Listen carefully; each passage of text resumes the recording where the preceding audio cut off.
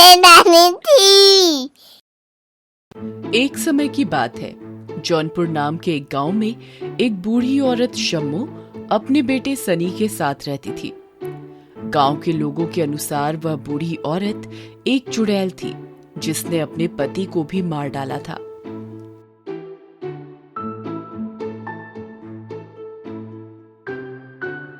अरे भाई, वो देखो, शम्मो चुड़ैल। अरे भाई, कुछ भी बोल लो तुम।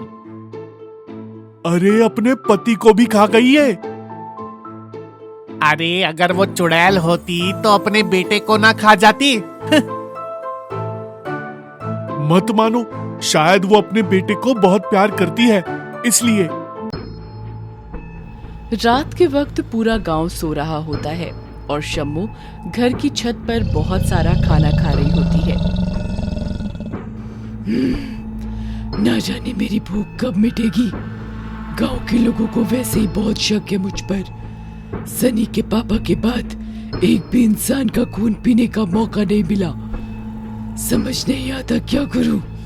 इस खून की भूख को कैसे शांत करूं। अगले दिन शम्मो बाजार से सामान लेने जाती है तो रास्ते में उसकी एक सहेली मिलती है। कैसी हो शम्मो? मैं क्या बताऊं, सनी के पापा के बाद शरीर कमजोर सा रहता है। तुम घर पर आना शाम को।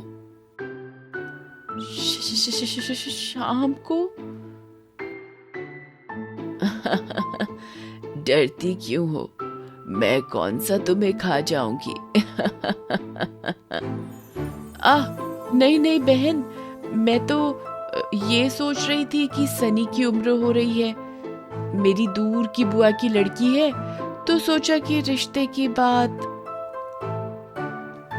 शम्मो अपनी सहेली की बात पूरी सुने बिना ही सोचने लग जाती है कि उसके खून का इंतजाम हो गया और वो बिना सनी से बात किए हाँ कर देती है। कुछ दिनों बाद सनी की शादी हो जाती है और नई बहू घर पर आ जाती है। रोज रात जब शम्मो बहू के पास जाती, सनी को पास में देखकर उसकी हिम्मत न होती। अचानक एक रात, हाय हाय। क्या हुआ माँ जी? कुछ नहीं बहू, आज पता नहीं पेट में मेरा मतलब है पैरों में बहुत दर्द हो रहा है। कोई बात नहीं माँ जी, मैं आज रात इनके सोने के बाद आपके पास आ जाऊंगी और पैरों पर मालिश कर दूंगी। तुम्हारा भला हो।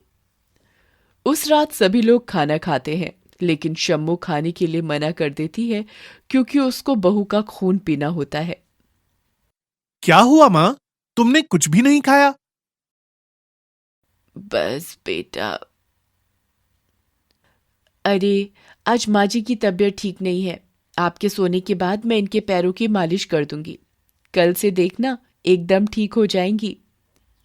हाँ बेटा, कल से तो मैं एकदम शायद ठीक हो जाऊं। तू आ जाना याद से। ठीक है जी माँ जी। ऐसा कहकर दोनों छत पर चले जाते हैं और बहू शम्मो के पैरों पर जैसे ही तेल लगाने लगती है, वो डर के मारे वहीं रुक जाती है क्योंकि शम्मो के पांव उल्टे थे। अच्छा हुआ बुआ का, तो गांव वाले ठीक ही कहते थे इसके बारे में। ये तो चुड़ैल है। क्या हुआ बहू? कुछ नहीं माँ जी, मैं 1 मिनट में नीचे से और तेल लेकर आई। ऐसा कहते ही जैसे बहू नीचे जाने लगी, शम्मू ने उसको मना किया, लेकिन बहू एकदम नीचे गई और 5 मिनट में फिर से आ गई। अब बहू फिर से शम्मू के पैर दबाने लगी। शम्मू के दांत और नाखून बड़े होने लगे। अब वो बहू को मारने के लिए एकदम तैयार थी। देखते ही देखते शम्मू एकदम चुड़ैल के रूप में नजर आने लगी।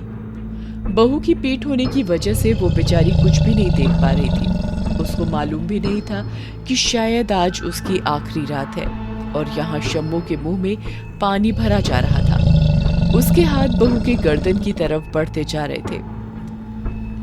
बहू इन सब चीजों से अनजान थी और जैसे ही शम्मू बहू का गला दबाने ही वाली होती है कि अचानक एक जोर से आवाज होती है और सनी छत पर आ जाता है और शम्मू अपने असली रूप में आ जाती है।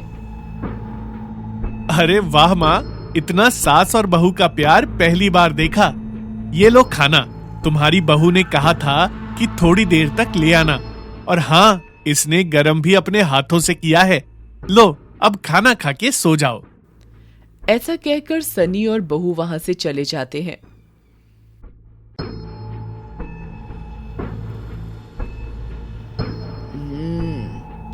कब तक, आखिर कब तक बचेगी बहू? जैसे तेरे ससुर की बलि चढ़ी है, तेरी भी चढ़ेगी जल्दी ही। और हाँ, आप लोग भी सब्सक्राइब कर लो ये चैनल।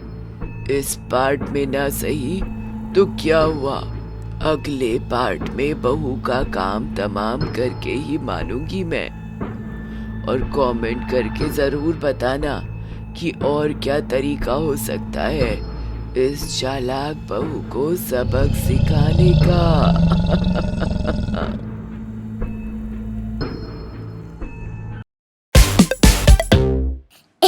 नानी थी। बिखेर देता है।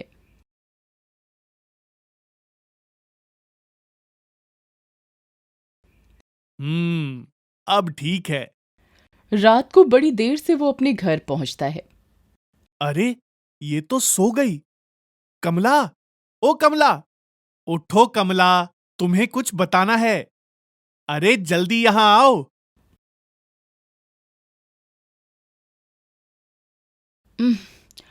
ओ, क्या हुआ? आपको आने में तो बड़ी देर हो गई। बात ही कुछ ऐसी है, मेरे साथ खेत में चलो। अभी इतनी रात गए? कल सुबह चले जाएंगे। नहीं कमला, अभी चलो। अपने खेत में बारिश हुई है। ये कैसे हो सकता है? यहाँ पर तो कोई बारिश नहीं हुई, आकाश भी साफ है। अरे पगली, वही तो बात है। बारिश सिर्फ हमारे खेतों में हुई है, वो भी साधारण बारिश नहीं, मछलियों की बारिश। आसमान से ढेर सारी मछलियां अपने खेतों में बिखरी पड़ी हैं। मछलियों की बारिश? आपकी तबीयत तो ठीक है ना? मैं बिल्कुल ठीक हूं कमला, अब चलो मेरे साथ। हाथ में लालटेन लिए अब दोनों खेत पहुंचे। देखो कमला, ये कोई साधारण बारिश नहीं थी। आसमान से लाल रंग का पानी टपक रहा था। मैंने उस पानी को एक घड़े में भरकर रखा है। जब कमला ने खेतों में बिखरी मछलियां देखी तो वो हैरान हो गई। खेतों में जगह जगह लाल रंग की बूंदें भी नजर आ रही थी। अरे हाँ, यहाँ पर ढेर सारी मछलियां बिखरी पड़ी हैं। ये सब कैसे हुआ? ये तो कोई चमत्कार ही लगता है। हम इस पानी से भरे घड़े को घर लेके जाते हैं, लेकिन ये बड़े राज की बात है। तुम ये किसी को नहीं बताना। मैं भला किसी को क्यों बताऊंगी? कमला की मदद से गोपाल वो सोने की मोहरों से भरा घड़ा घर ले आता है। दूसरे दिन सुबह कमला के उठने से पहले गोपाल ने वो घड़ा घर के आंगन में गाड़ कर छुपा दिया। सुबह जब कमला उठी, वो गोपाल के पास आकर उस घड़े के बारे में